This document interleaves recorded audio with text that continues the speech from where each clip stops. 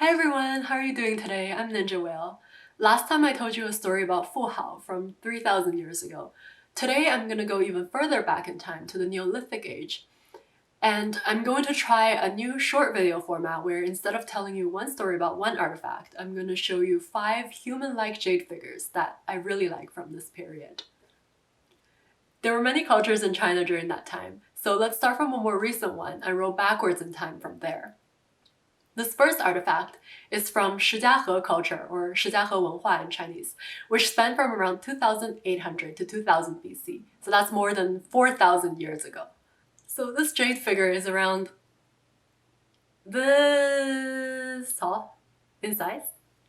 Here I'm showing you a print that was made using it so that we can examine the details more closely. If we look from the top, we see a human head.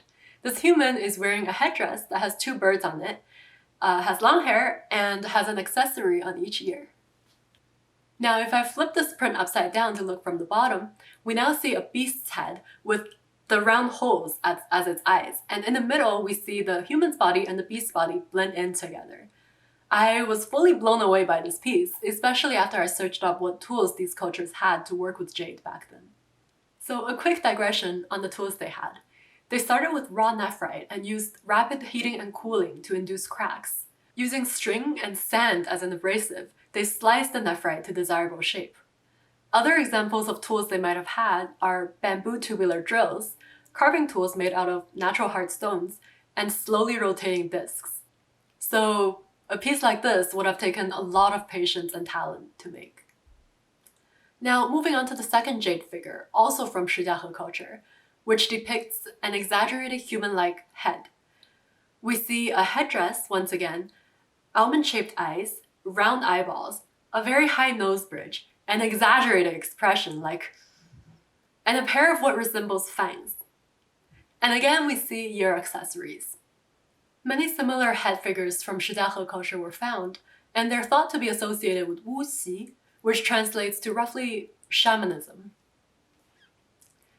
Now, rolling back even more in time, this human figure is from HANSHAN culture, or HANSHAN Wenhua, around 3,500 BC. It's about this tall in height.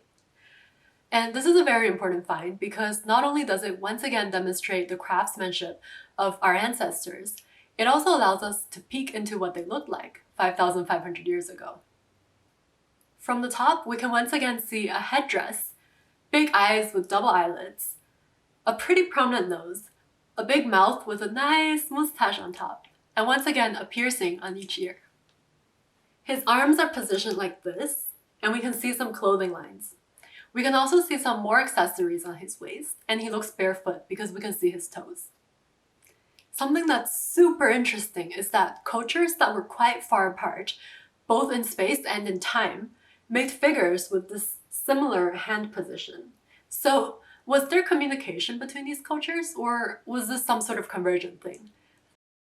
Now, going back even farther in time, the next figure is from HONGSHAN culture, or HONGSHAN Wenhua, which spanned from approximately 4,500 to 3,000 BC.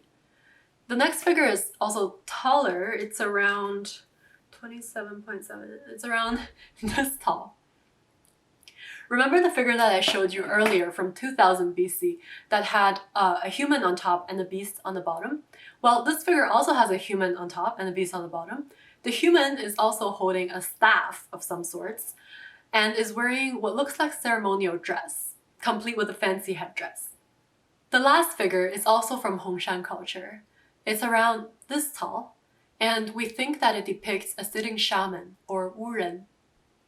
All of the figures that I showed so far are from the digital collection of Palace Museum Beijing, but for this one, there is a similar figure that's displayed in the Fitzwilliam Museum of the University of Cambridge. Interestingly, I found what's being claimed as yet another copy in the catalog of a recent Hong Kong auction. It's a lot shorter than the one that's displayed in Beijing, and it was auctioned off for 16,000 US dollars. I don't know if it's authentic. It looks similar but rougher than the other copies, so that could be an indication of a forgery? I'm not sure. So here's a summary of the jade figures I showed today and the cultures with which they're associated. One final detail that I want to point out is that these artifacts varied from whitish to dark green in color. So how can they all be jade? And what is jade anyways? What we call jade today can refer to several minerals. Jade in the Neolithic Age in China was mostly nephrite, and the color variation can be explained by the variation in iron content in the nephrite, with higher iron content giving you darker tones. Anyway, I hope you enjoyed these 5 ancient reminders of our ancestors' patience, talent, and wit. As always, if you like my videos, please hit subscribe, and if there's anything you want to hear about, please put them in the comments. I'm still working on the Opium War artifact dispersal video, which is actually why I was scrolling auctions. Yeah, and feel free to check out my other videos. Thanks for watching, and see you next time.